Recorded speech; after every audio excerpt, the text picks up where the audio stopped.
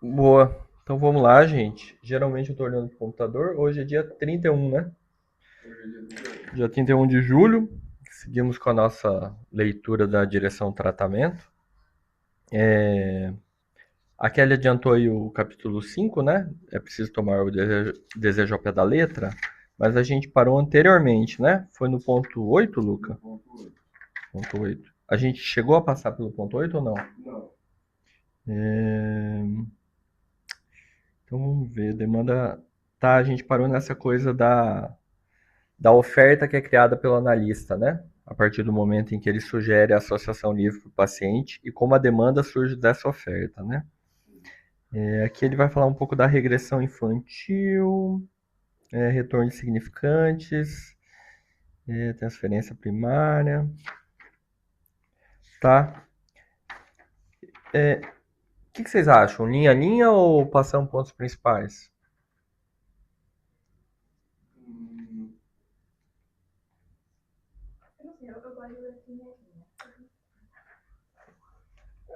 Ok, eu abro aqui. Eu também gosto de linha a linha. Ponto 8 eu acho que dá Eu pra ler prefiro linha. também. Eu também gosto de linha a linha. Então vamos, linha a linha? Bora. Lucas, você chama a linha a linha aí? Chama.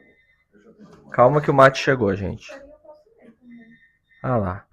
Então a Gabi começa ali no ponto 8. Vamos esperar o mate? Hoje eu tô sem moral com ninguém.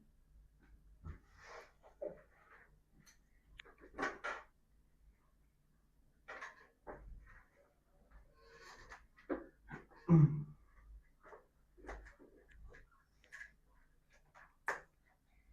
eu tô sem moral com ninguém.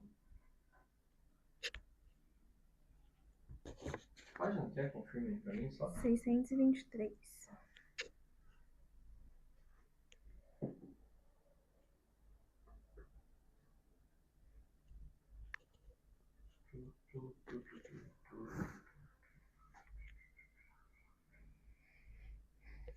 Gabi, vem do meu lado. Eu tô meio carente hoje. Chazinho cheiroso, hein? Hã? Chazinho cheiroso. Tá. Gengibre, maracujá. Alguma coisa. Fala, Márcio. Estamos te esperando. Chega mais aí. Um mamutinho por minuto vai ficar tranquilo. Gostei dessa posição da sala.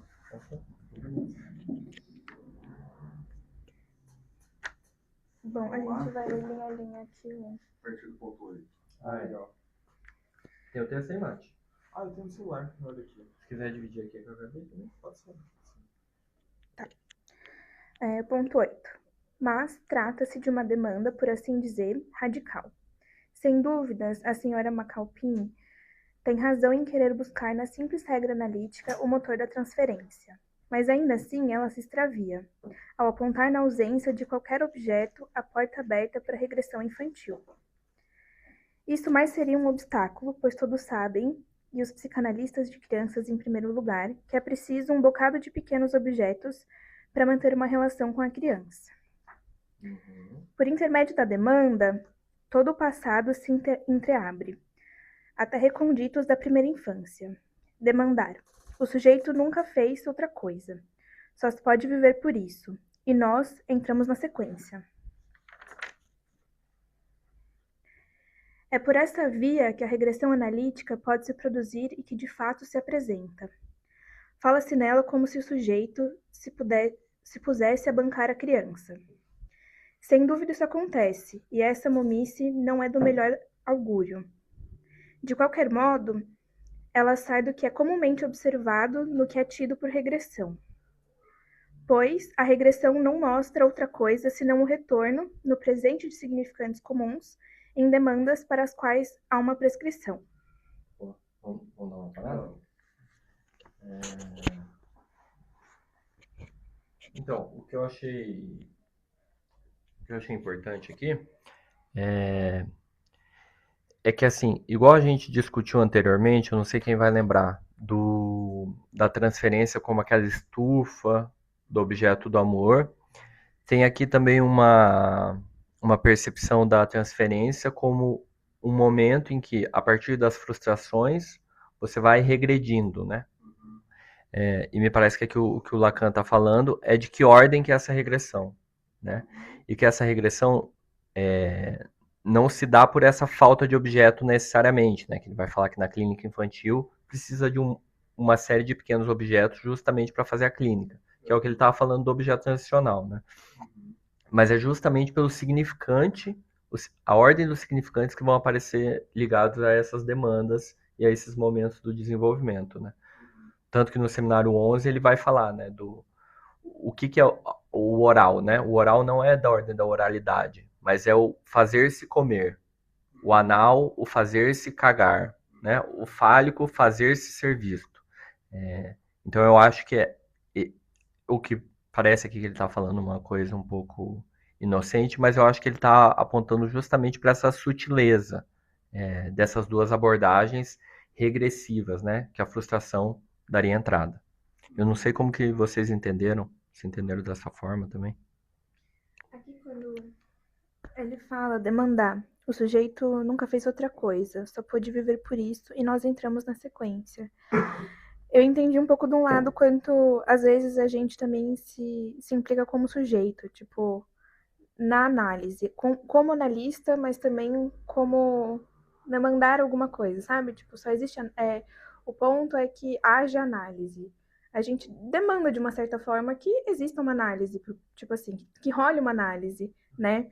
Senão a gente só fica lá como um ponto de quase que depósito de angústia e nada movimenta, né? E coloca esse objeto de outra ordem, né? Um objeto da demanda, e não esse objeto de cada fase infantil, né? Estaria ligado à regressão. Posso continuar? Não sei. Alguém ficou com alguma dúvida? Alguma. Eu só ia falar uma coisa que eu achei interessante, essa frase, por intermédio da demanda, todo o passado se entreabre até recônditos da primeira infância. Eu achei interessante porque essas demandas, né, esse ato de pedir, ele sempre coloca em jogo a nossa história infantil, né, pelo que ele traz aqui. É, Isso acontece porque a nossa estrutura de pedido humano, assim, repete sempre essa dependência original por exemplo, a gente tinha, né, enquanto bebê em relação aos primeiros cuidadores, né? Então a gente sempre repete, né? Parece que quando a gente volta a isso, né? A essa primeira infância através da própria demanda, né? Porque já vem dessa primeira dependência que a gente sempre teve dos cuidadores, né? A gente se constituiu a partir daí. Mas aí parece que ele tá tentando marcar. Vocês acham que aí parece que ele tá tentando marcar que esse não é o retorno a, por exemplo, uma mentalidade que tinha no tal estágio que ocorreu tal frustração, mas sim um retorno significante. Descolando um pouco da história concreta do sujeito. Isso.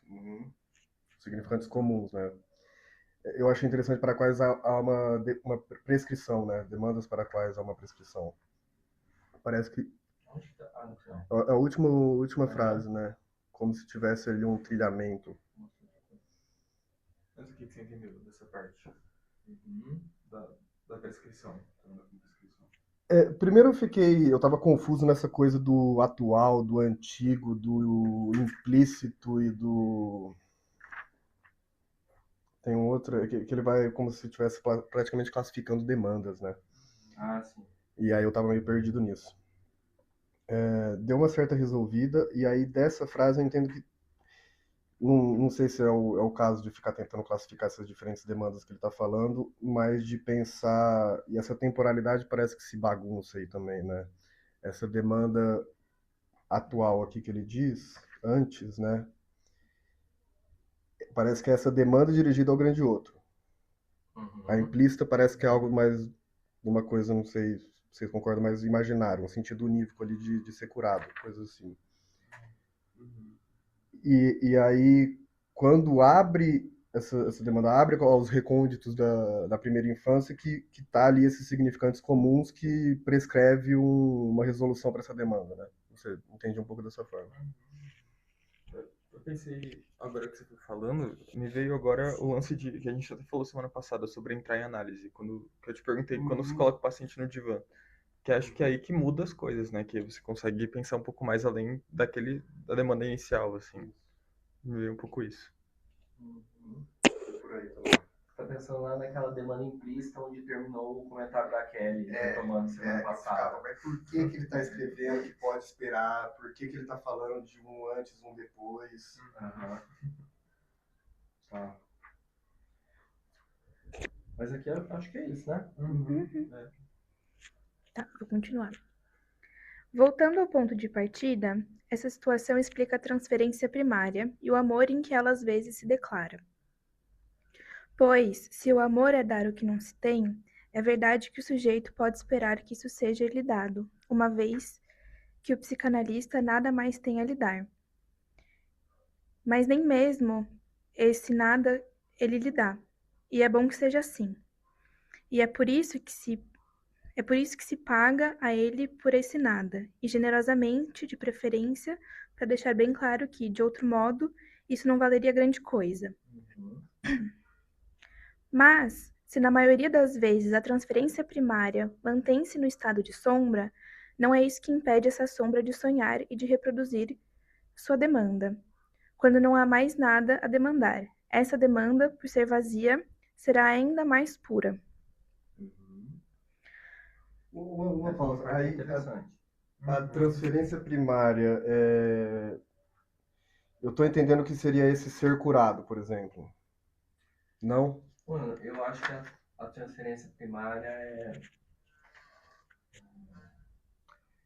Eu entendi um pouco, desculpa. Como, tipo, ser cuidado, porque ele fez isso as demandas iniciais da criança, que é, tipo, ser cuidado, ser alguém pra, né, que vai não te deixar morrer, então, te alimentar, te limpar, enfim, dar cuidado afetivo, enfim. E que às vezes vence pro analista, essa é a demanda, tipo, você vai cuidar de mim, sabe? E acho que ele fala aí, né, sobre que ele espera esse amor do analista, né? Tipo, que o analista dê isso que ele não tem, na verdade. Então, acho que tá relacionado bastante com isso, sim. Mas é um pouco confuso o jeito que ele escreveu também, né? Acho que esse final, mesmo nem mesmo esse nada, ele lhe dá. E é bom que seja assim.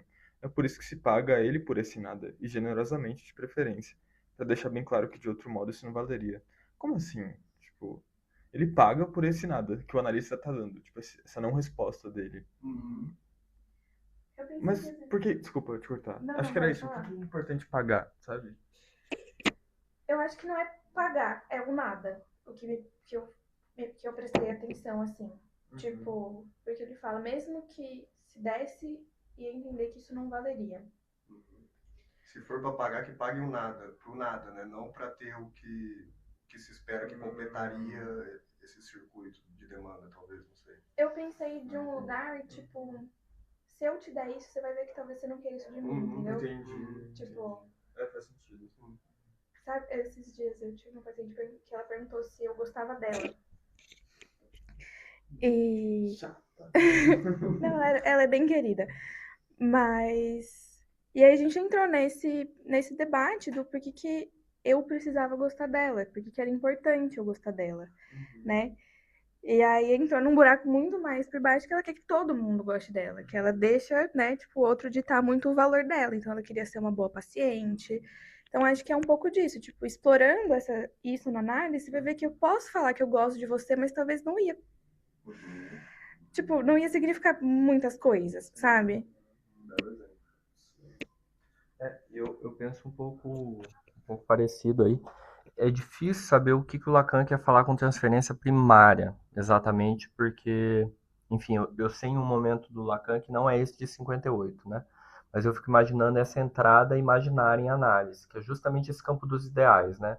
Que é sustentado por uma relação um pouco especular. Tanto o meu analista ocupa essa posição de sujeito suposto saber, quanto a partir desse lugar que ele está, ao ele me olhar, né, se a gente for pensar no esquema óptico, então, no momento em que resvala no ideal do eu posso me constituir como eu ideal.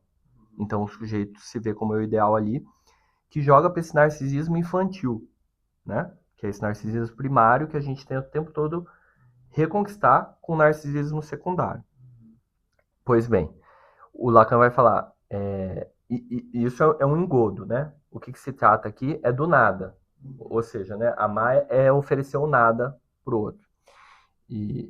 Só que assim, isso tem um caráter subversivo, mas também, se a gente for olhar em última instância, a gente recebe isso o tempo todo. Porque o tempo todo a gente endereça demandas para, por exemplo, professores, enfim, pessoas que são autoridades para a gente, e o que a gente recebe é frustração. Então, isso em si não tem muito valor. E eu acho que por isso que ele fala, e é melhor que pague generosamente. Porque o dinheiro seria essa implicação no tratamento, e não necessariamente o que a gente dá em devolutiva. Porque a gente dá em devolutiva é uma recusa, mas uma recusa que é feita dentro de um setting, né? Mas que é operado fora do setting muitas vezes, né? E daí o que eu acho que ele fala é, muitas vezes isso está em sombra, ou seja, não fica claro que o paciente está demandando isso da gente, né? Que ele, igual a Gabi trouxe esse exemplo, que é muito palpável, né? Mas é minoria, não são todos os nossos pacientes que falam que a gente é demais ou que a gente, né, pode oferecer um ideal para ele. Mas mesmo isso não sendo anunciado, isso está operando na transferência. Foi assim que eu li. Como é que estamos os virtuais? Fui por aí também, esse enamoramento, né, direcionado ao analista já de início, né, nesse campo, igual você falou, do ideal, eu também fiquei pensando por aí, né, como transferência, amor de transferência, demanda de amor, né, e aí justamente a resposta do analista vai ser é, esse vazio, né, porque não adianta, o sujeito vai querer, sei lá, X, eu vou dar Y, né, não tem a ver com, né, dar aquilo que está se demandando. É justamente o analista ficar nesse lugar de não dar essa resposta. Senão ele entra na sugestão, né? Na No lugar, educação, na sugestão. desculpa, Eu no fiquei por lugar de aí não também. saber também, né? Fala lá, Valéria. No lugar de não saber, né? E que se pague por esse não saber mesmo, né?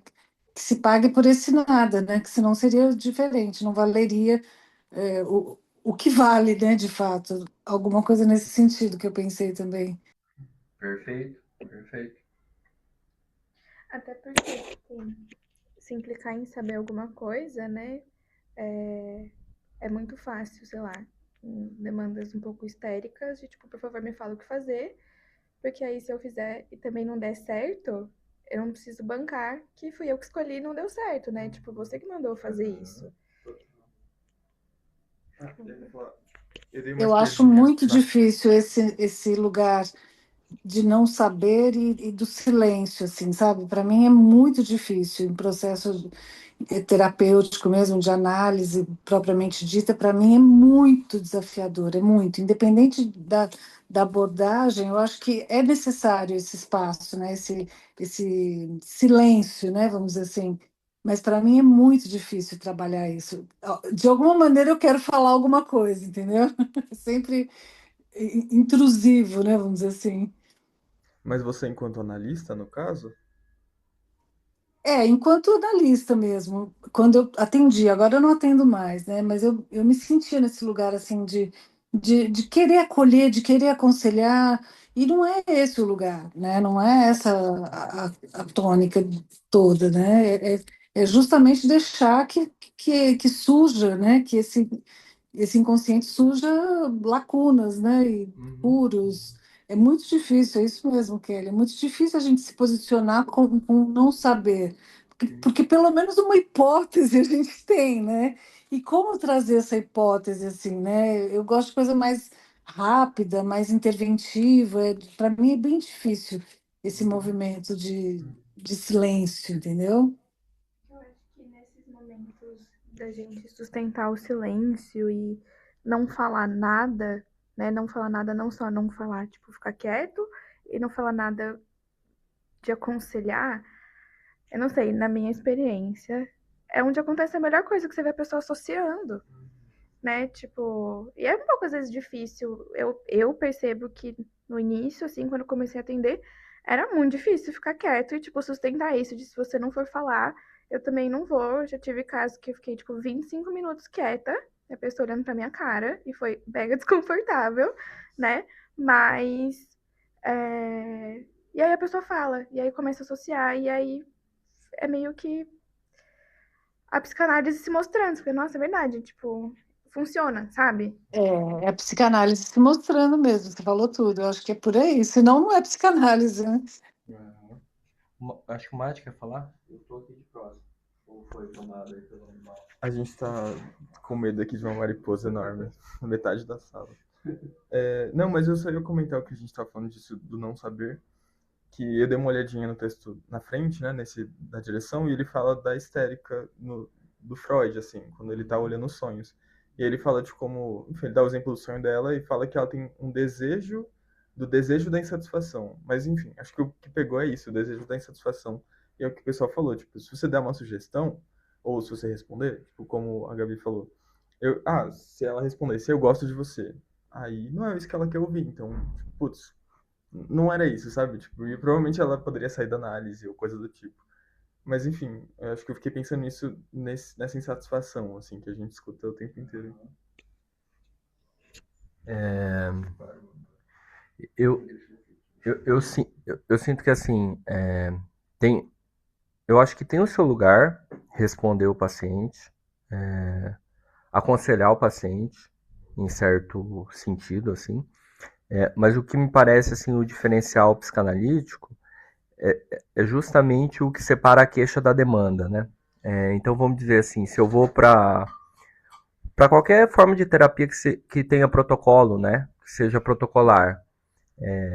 Então a partir do momento em que eu trago algo, esse algo é colocado dentro de um quadro diagnóstico e dentro desse quadro diagnóstico existem intervenções que são validadas para, enfim, diminuição de sintoma, diminuição de angústia, diminuição de sofrimento, né? E vai variar a nomenclatura, o objetivo. Mas o que me parece a sacada da psicanálise é entender que a queixa, ela é apenas queixa. Enquanto a pessoa está se queixando da vida, em nenhum momento ela está te convocando a fala. Em nenhum momento ela está convocando qualquer interpretação que seja.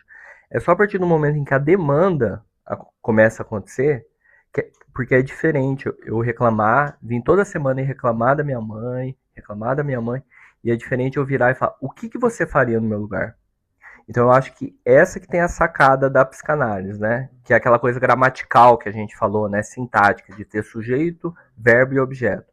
O psicanalista, ele é justamente o que trabalha a partir da demanda. Então não a partir da queixa. E a gente percebe que a queixa, ela é um envelope que vai envelopando essa demanda, conforme vai circulando os significantes, né? E aí, a partir do momento que a demanda está instaurada, aí é isso que a Kelly trouxe, né? Não, se a pessoa pede X e a gente dá Y, ou dá X, não é isso que está em jogo. O que está em jogo é ser amado. Então a gente tem que se colocar de uma forma em que a gente não permita essas idealizações do sujeito que vai levar a esse fechamento, né? Que assim, cara, esse é o protocolo, o meu analista é foda, então eu vou seguir o que ele está fazendo. Ou seja, ou se for uma demanda histérica, né? Já te passo.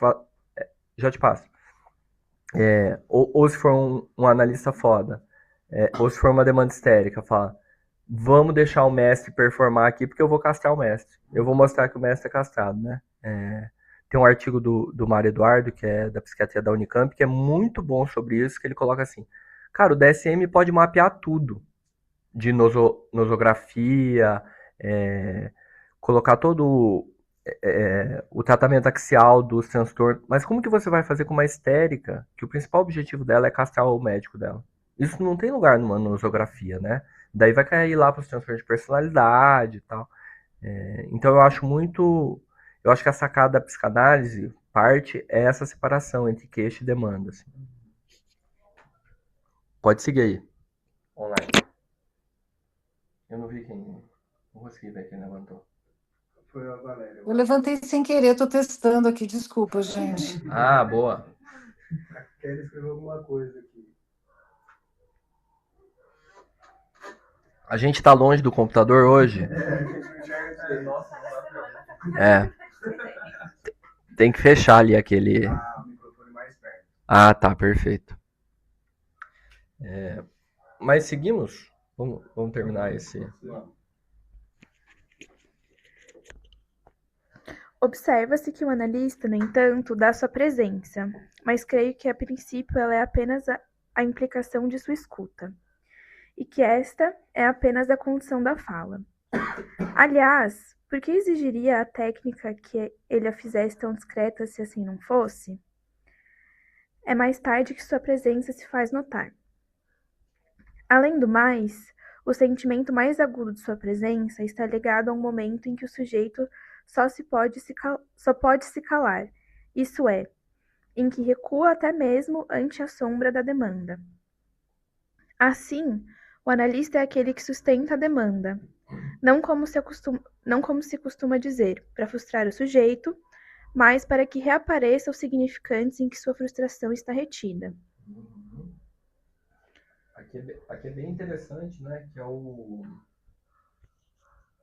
Que é essa fala que o Lacan vai repetir várias vezes, né? Eu lembro dela no seminário 8, né? Que que ele fica analisando um livro clássico que chama Two Body Psychology. E daí ele tá falando que é um pouco o que ele tratou anteriormente na direção do tratamento, né? A pessoa do analista. Ele fala-se tanto sobre a pessoa do analista, mas o que Freud falou pra gente foi que justamente quando o paciente se cala, a gente pode ter certeza que ele está pensando algo sobre o analista, né? Então, o momento em que a presença do analista faz sentido é justamente quando o paciente se cala e o processo analítico interrompe. Então, no seminário 11 ele vai falar, né? Porque assim, se a gente for pensar o discurso, o analista faz semblante do objeto A, né? Ele vai falar o objeto A como a pulsão escópica por excelência. Então, esse olhar, né? O analista não seria mais que um olhar. E quanto menos a gente conseguir se colocar ali como pessoa, melhor é para o prosseguimento da análise.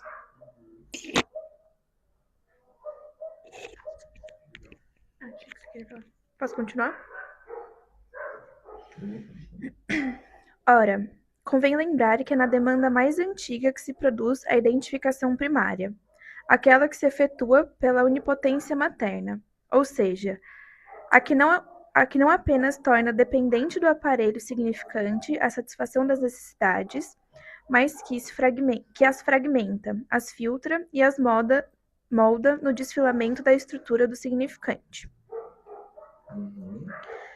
As necessidades subordinam-se às mesmas condições convencionais que são próprias do significante em seu duplo registro, sincrônico, de oposição entre elementos irredutíveis, e diacrônico, de substituição e combinação, pelas quais a linguagem certamente não preenche tudo, estrutura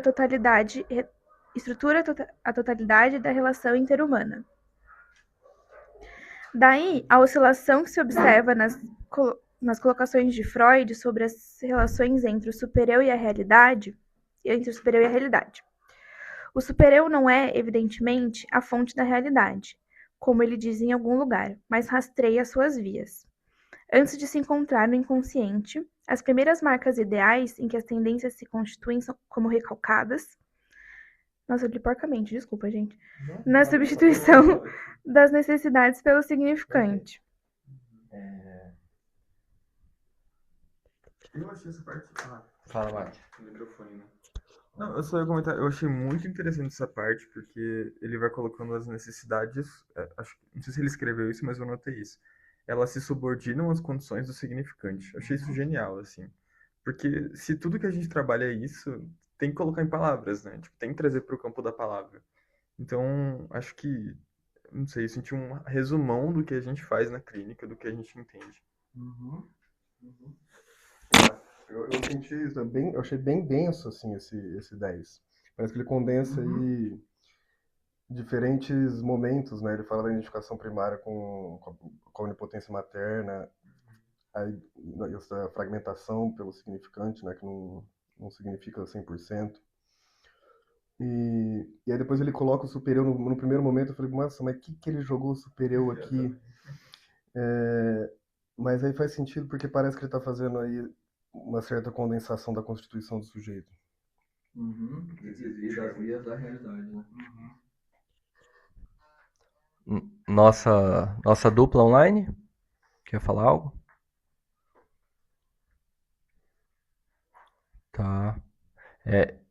Eu vou falar aqui, eu não enxergo vocês, tá? Eu acho que aqui ele tá falando também desse enamoramento primário, no momento em que ele coloca essa identificação primária também, pela questão da onipotência materna, né? Que eu acho que anda aí de mão dada com essa negação da castração do analista, né?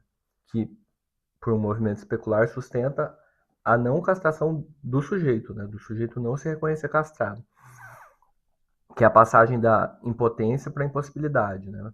Porque a impotência, o que é? Existe um que não é castrado. O meu analista, sim, ele não é castrado, né? A impossibilidade é todo ser falante é marcado pela linguagem, é impossível não ser castrado. Então, tanto eu quanto o meu analista somos castrados. E só aí a gente pode passar para o campo do desejo, né?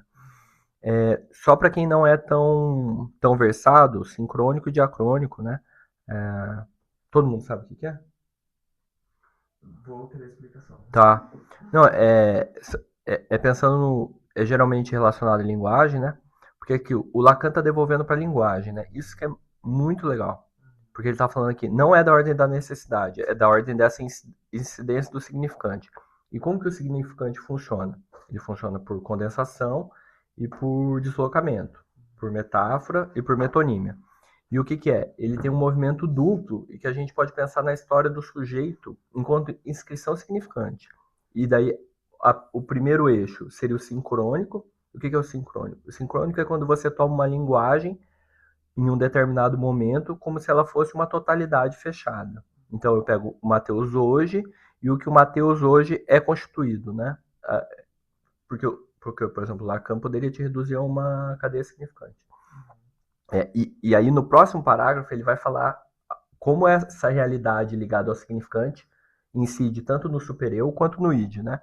Mas vamos lá, sincrônico seria esse hoje fechado, né? Uma foto.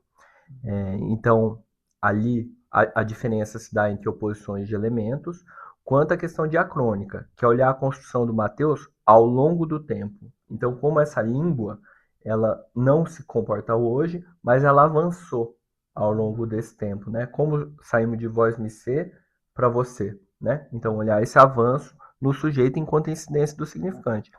E aqui ele rastreia duas vias, né? A do inconsciente, que é essa marcação, né? Então, a gente está no campo da necessidade, mas no momento que você está chuchando, a partir de uma hora você não quer mais o leite da sua mãe, você quer chuchar. E por isso que você pega a chupeta, né? Então, aqui, um gozo vai se marcando, né? Uma satisfação. Então, aqui começam a ter as primeiras marcas da realidade, que vão ser recalcadas, né? Tem o recalque primário. E o super-eu, né? Essa instância ligada à realidade, que o Freud vai, lá em Psicologia das Massas e Análise do Eu, ele vai ligar essa figura, por exemplo, do hipnotizador. Como o hipnotizador, no momento em que ele ocupa uma posição parelha do líder da massa, ou seja, o cara que vai guiar, que não é castrado, né? Ele também detém um estatuto da realidade. Então ele fala, morde essa cebola porque ela é uma maçã, né? Então, é realmente muito condensado, mas muito interessante esses 3 parágrafos aqui.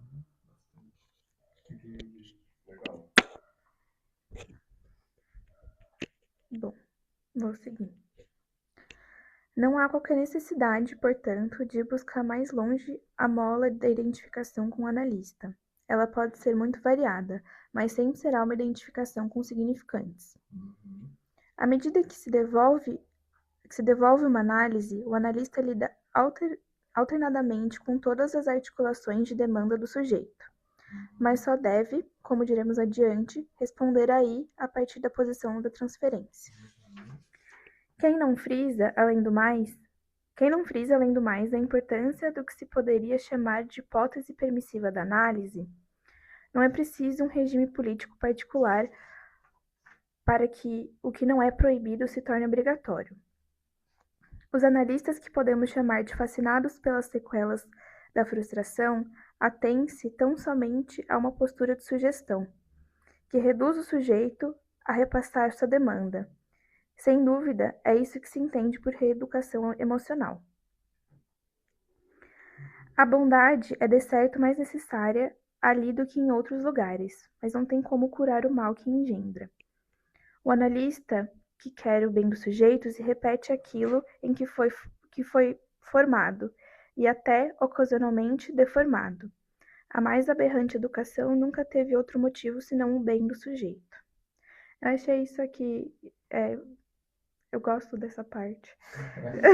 É uma frase muito boa mesmo. Porque eu acho que ela implica muito esse negócio de às vezes aconselhar, né? Tipo, de responder. Obviamente, a gente tá com o paciente, com as coisas, a gente pensa, nossa, eu nessa situação não faria isso, né? Mas, ou ver a pessoa repetindo e caindo nas mesmas coisas que traz muito sofrimento e muita coisa, e não sei, não dá pra dizer exatamente, tipo assim, eu acho que é importante, querer o bem da pessoa não é análise, talvez seja decência humana, né, mas tipo, quem sou eu pra falar o que é bom pra você, sabe? E aí eu acho que é isso. É a gente, às vezes, querer se escorar no sujeito suposto saber, nesse discurso do mestre de que eu sei, porque eu estudei, porque eu tô vendo de fora, porque sua mãe é XYZ, ela sempre vai ser assim. E que ponto que isso talvez só não faça a pessoa, o analisando, te odiar, né?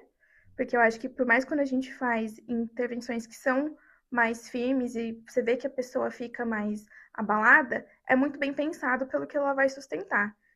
Acho que torna muito mais um lugar de dar pitaco do que de fato fazer análise, né? Acho que quando é, sei lá, com um amigo, a gente pode falar, nossa, eu não faria isso se eu fosse você. Não, acho que é bem assim. A gente não tá lá nessa posição, né? E acho que vem desse lugar, tipo, quem sou eu? Ninguém na fila do pão para falar o que talvez seria bom para você. Tanto que seus pais fizeram o que fizeram com você, em nome do amor, e talvez isso tenha sido horrível para você, né? Que é isso que ele coloca. A mais aberrante educação nunca teve como outro motivo senão o bem do sujeito. Eu acho isso aqui muito bem colocado. Eu também. Eu só ia comentar que quando eu tava na época de escolher abordagem na faculdade, eu ficava meio com isso, assim, tipo, eu não sei como que eu vou orientar a pessoa, sabe? Tipo, eu ficava na dúvida, meu, como que eu tenho um repertório pra poder chegar numa pessoa e falar que ela tem que fazer isso, que essa é a melhor estratégia? Tipo, eu não sei. E aí, enfim, aí fui trilhando o caminho, mas, tipo, caraca, ainda me pega essa questão. Eu sei que não é só isso que as pessoas fazem, os psicólogos de outras abordagens fazem, mas, tipo, é total, não é análise, é outra coisa. Porque não é a opinião deles, né? Supostamente baseado em algo que transcende isso, mas no fim das contas toda teoria é investida de preconceitos sociais. Eu acho que também tem um lugar um pouco diferente de talvez um conselho, não conselho, mas aconselhar de uma forma mais como. E aí não é tanto da psicanálise, mas um pouco da psicologia. Por exemplo, eu fiz um estágio com mulheres que sofreram violência. Então a gente tinha que, de uma certa forma, saber, tipo, olha, aconteceu isso, você vai em tal lugar que vai te dar tal ajuda, né? Isso, e acho que mesmo às vezes se chega no consultório e vem esse lugar, tipo, olha, sei lá, fui abusada pelo meu marido, acho que é de um lugar não da psicanálise, mas eu acho que isso de, tipo, tá, a pessoa tá trazendo aqui, acho que pode ser, eu sei talvez o que possa ajudar, né? Isso, para proteção da pessoa, da integridade, né? Tipo, e aí são esses entrelaces sociais, que eu acho que às vezes pode sim caber na análise, mas falar do bem do sujeito como uma coisa que não tem esses atravessamentos, né? Acho que pode ser sim uma forma porca de fazer terapia.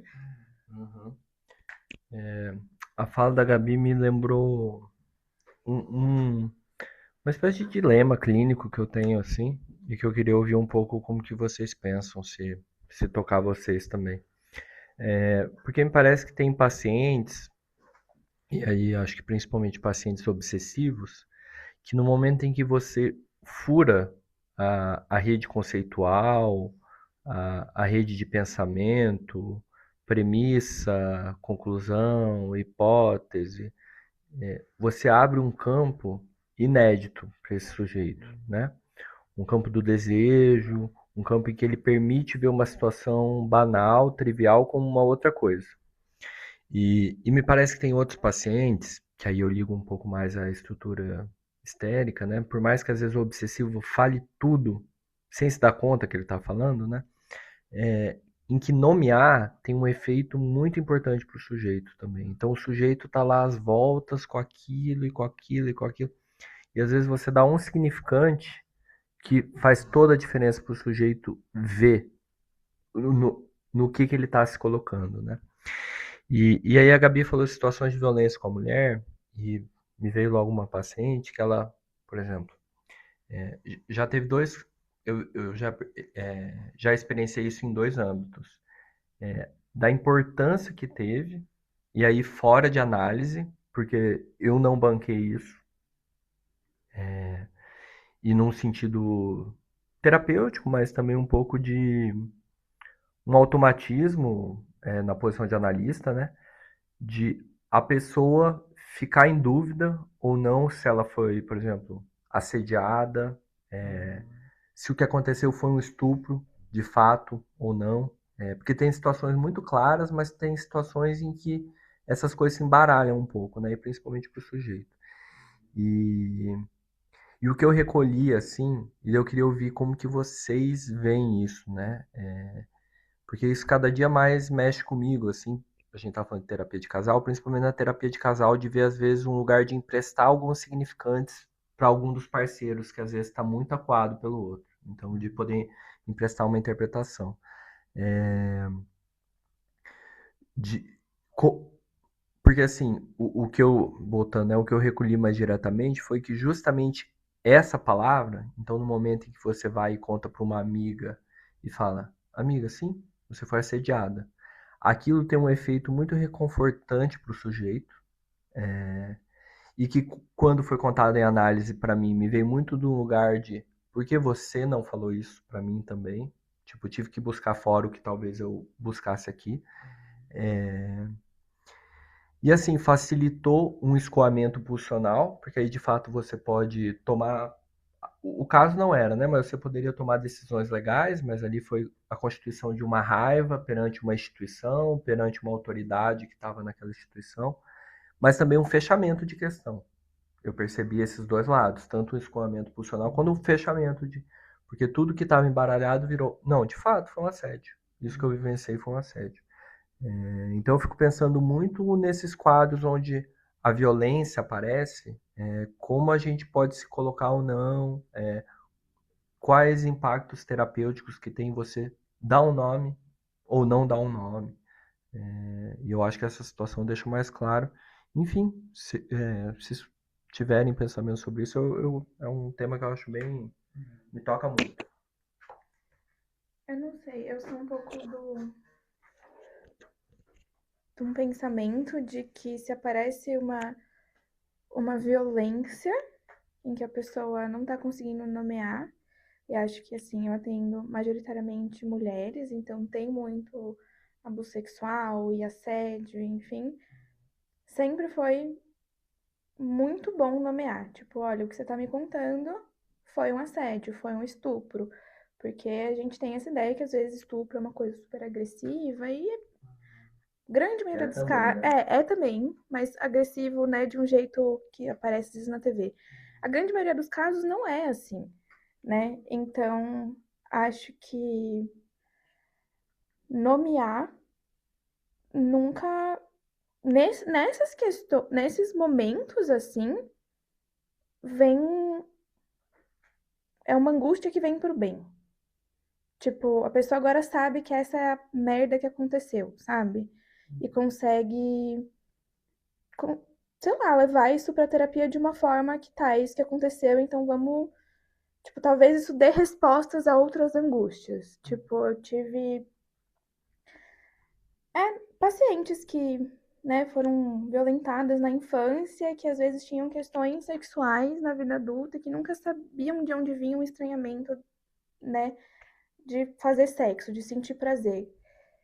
E aí, ela me contou de uma cena, eu nomeei isso, foi abuso sexual, né, e com o tempo, ela foi começando a associar que talvez estranhamento que ela tinha vinha disso, né, e eu não sei, acho que quando entra nesses atravessamentos sociais, a gente não nomear é meio que pode ser irresponsável.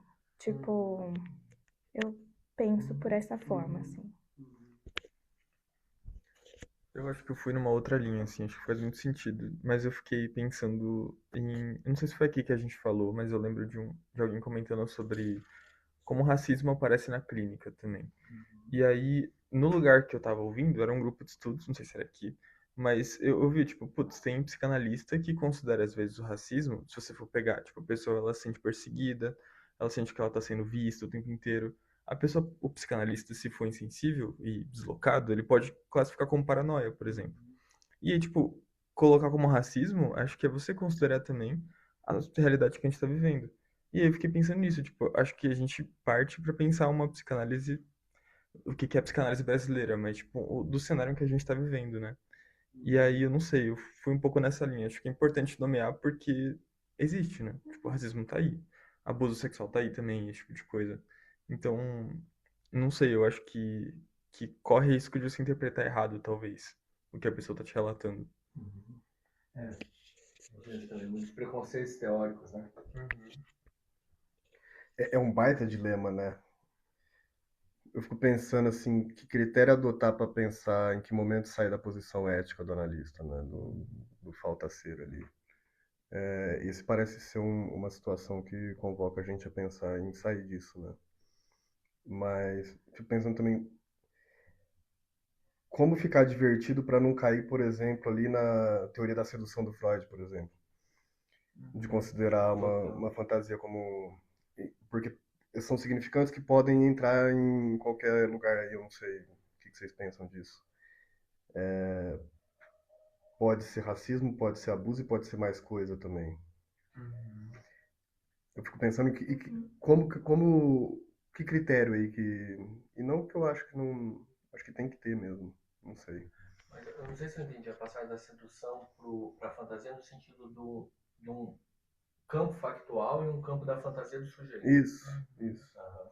Que é um terceiro registro que não é esse da patologização, né? De relegar um campo da paranoia. Uhum, Né? uhum, sim. Pessoal, a Kelly levantou a mão. Manda, Kelly. Deixa a Kelly grandona aí pra nós. Não, mas vocês terminaram de falar? Terminamos. A gente só vai te Ah, pôr tá. grandona aqui. Ah, tá. Ó, Kelly Zona. Não, sabe o que que eu fiquei pensando? É uma situação bem delicada, né? Mas eu fiquei pensando assim, Boa. que existem muitas questões para pensar essa questão de nomear um abuso de violência, seja qual tipo de abuso for, né? Porque se a gente for falar de. Eu estudo bastante a clínica com crianças e adolescentes, e aí, se a gente for pensar na clínica com crianças e adolescentes, a gente vai ter até uma postura meio que socioeducativa, vai ter toda uma questão ali com os pais, enfim, com os cuidadores, né, tal. Então, eu acho que a abordagem vai mudar um pouco, porque veja, a gente está atendendo seja criança ou seja adolescente que é menor de idade, né? Que, enfim, está sob os cuidados de uma pessoa maior de idade, e aí a gente está em contato com esses cuidadores. Se trata de quem que a gente está evidenciando que há algum abuso, enfim, acho que tem toda uma questão aí bem, né, que vai ser uma dinâmica diferente, né? Da clínica com crianças, com adolescentes, com adulto. Com adulto, eu já penso assim, que essa questão, e aí acho que criança e adolescente tem essa questão da nossa preocupação em nomear e até identificar se está acontecendo alguma coisa desse nível, por conta de que a criança e o adolescente fica nesse lugar mesmo de ser indefeso, né? E aí, diferente de um adulto, eu acho que a gente tem que tomar um certo cuidado, né? Eu fico pensando numa citação do Lacan do Seminário 3 que ele fala assim, né? Lembro-me de um garotinho que quando recebi um tapa, perguntava, é um carinho ou uma palmada? E então eu Uhum. fiquei pensando nesse caso, né, que o Lacan está falando ali dos significantes. Então veja, se essa criança, né, recebe desse cuidador, né, uma resposta de que essa palmada é um carinho, né, para quais significantes ficarão marcados, por exemplo, nessa criança? Não sei, o carinho, o amor nesse lugar de violência, né, de apanhar e bater, não sei, enfim, né, isso pode se deslocar, por exemplo, por esse caminho. E aí, se a gente for pensar no adulto, né? Isso no adulto, eu lembrei desse caso, né, que ele cita para falar do significante, para chegar no significante. E aí, se a gente for pensar no adulto, veja, não adianta propriamente, porque parece assim, se eu nomear para o adulto algo que ele não consegue nomear enquanto um abuso, parece que é isso. Aqui fala um pouquinho, ele falou alguma coisa de o sujeito, a gente leu, peraí, deixa eu ver se eu acho aqui. Reduz o sujeito, reeducação, ele fala os analistas, né, postura de sugestão que reduz o sujeito. E aí fiquei pensando muito em reduzir, por quê? Porque o sujeito, às vezes, aquele significante, abuso, tá nesse lugar, por exemplo, de que sou amado, vamos dizer. Vamos dizer Uhum. que os significantes estão atrelados para esse sujeito dessa maneira. Então, para ele, isso é natural, isso é amor, né? Esses abusos é amor, enfim. E aí eu fiquei Uhum. pensando que a gente, enquanto analista, falando de pessoas adultas, talvez, né, tratando adultos, enfim, a gente talvez tenha que pensar na metáfora, na importância da gente conseguir deslocar esses significantes, né, para um outro lugar. Veja, né? Enfim, e aí trazendo justamente a fala do paciente, né? Então, tipo assim, ele vai falar, a gente vai devolver, e a gente vai tentar fazer articulações para que isso haja um deslocamento de sentido de que, bom, parece que amor e bater e violência e abuso tá causando sofrimento, parece que não tá num lugar muito legal, né? Para que isso se desloque para um outro caminho. Bom, parece que amor não é isso. Parece que amor é aquilo outro, é aquilo outro. Então, assim, eu acho que não sei se seria a palavra nomear, que eu fico um pouco preocupada, assim, pelo sujeito, mas eu acho que talvez seria interessante a gente pensar nesse deslocamento importante que a gente talvez precise trabalhar. Isso leva tempo, a gente sabe, né? Enfim, cada um vai ter um tempo, mas de que isso se desloque para uma metáfora mesmo, para outro caminho, de outros, dar outras significações a isso que está talvez ali petrificado nesse sentido único de que amar é ser abusada, né? E ser violentada e sofrer uma violência, seja verbal, seja física, não sei. Fiquei pensando mais por aí, mas é um assunto mesmo delicado, né? Assim, acho que não Ô, tem uma resposta ô Kelly, única para. mas no sentido de não nomear, mas ir circulando um pouco o que aparece. É isso? Porque veja, é importante que ele nomeie. Porque veja, porque a gente pensa assim na psicanálise. Adianta o sujeito saber que ele é abusado, por exemplo, né? E aí tudo se resolveu. Não, não adianta. Então, assim, não é só a questão de eu falar e nomear, olha, isso é um abuso. Isso não vai mudar. Veja, porque eu tô ali como se eu estivesse dando um remédio para um sintoma. Tipo, eu não fui na causa. Há uma causa disso. Então, não adianta o sujeito talvez saber, mesmo que ele reconheça em algum momento que isso é um abuso, ainda não se trata somente de saber e reconhecer que está sendo abusado, né? O buraco a gente sabe que é muito mais embaixo. Então, eu acho que o deslocamento, né, metafórico disso, desses significantes, seria talvez muito mais interessante para que o sujeito se aperceba que ele está num lugar que não é, que é problemático, por exemplo, né? Porque, veja, é um deslocamento de modificar esses significantes que são dele, né, para uma outra significação, para que aí depois ele, em algum momento, veja o que, que ele consegue fazer com isso. Então, acho que não muda o fato só de talvez o analista dizer isso é um abuso, porque não é por aí. Mesmo que ele até reconheça isso em algum momento que é um abuso, ainda assim tem outro passo para, né? Então eu fico pensando mais na questão dos significantes, né? Aham. Então, eu vejo com muito perigo é, esses dois caminhos, né, que se abrem mais facilmente aí. É essa coisa do preconceito teórico que o Matheus trouxe, né, que tipo, só a gente pegar a história da psicanálise, que analistas gays não eram aceitos, né, por uma suposta fixação do narcisismo e não poderia ouvir o outro, enfim. Então, como a teoria se serviu para um preconceito, né, social. Mas a gente vê hoje muito forte também uma clínica identitária, né? Então, eu sou homem, branco, hétero, eu tenho que ir com um homem, branco, hétero para fazer minha análise, né? E aí, nesse universal padrão fica mais jocoso, né? Igual a parada heterossexual. Mas a gente vê acontecer muito, principalmente dentro da universidade, né? Um campo que isso fervilha muito. Então, tipo, por exemplo, para um estupro ser reconhecido, talvez a mina tenha que ir com uma psicóloga mina. Uma pessoa negra tenha que ir para um psicólogo negro, né? E eu vejo muitos riscos, assim. Eu concordo. Hoje se fala meio de um letramento político, né? Mas eu vejo muito